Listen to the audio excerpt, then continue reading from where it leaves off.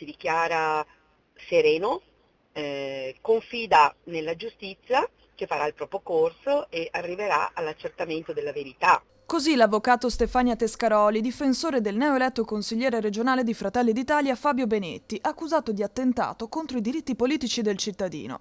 Nello specifico, l'accusa è quella di aver manomesso numerosi manifesti durante la campagna per le elezioni regionali del 23 e 24 novembre scorso, coprendo il simbolo di Fratelli d'Italia del collega Mattia Moretto con quello del PD. La bufera politica è nata proprio dopo la denuncia contro ignoti di Moretto, attuale presidente del Consiglio Comunale di Rovigo. Nel corso del procedimento ovviamente si procederà a dimostrare la totale estraneità ai fatti da parte di Fabio Benetti.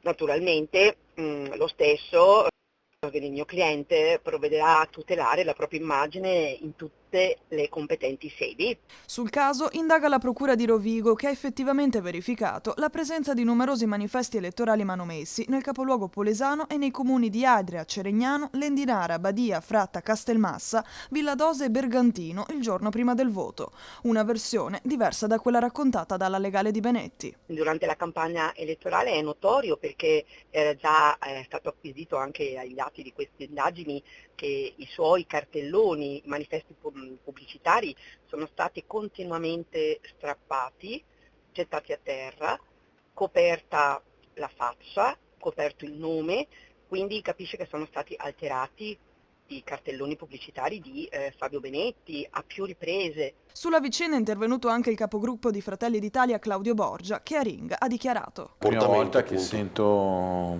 sento questo tipo, almeno nella mia breve esperienza politica, che sento questo tipo di reato attribuito ad un candidato, un consigliere. Però se la magistratura sta indagando, ovviamente è anche a difesa probabilmente della parte offesa, quindi la parte offesa so che ha fatto una denuncia verso ignoti, quindi non sapeva chi fosse, e quindi insomma questa è la situazione generale. Noi stiamo valutando.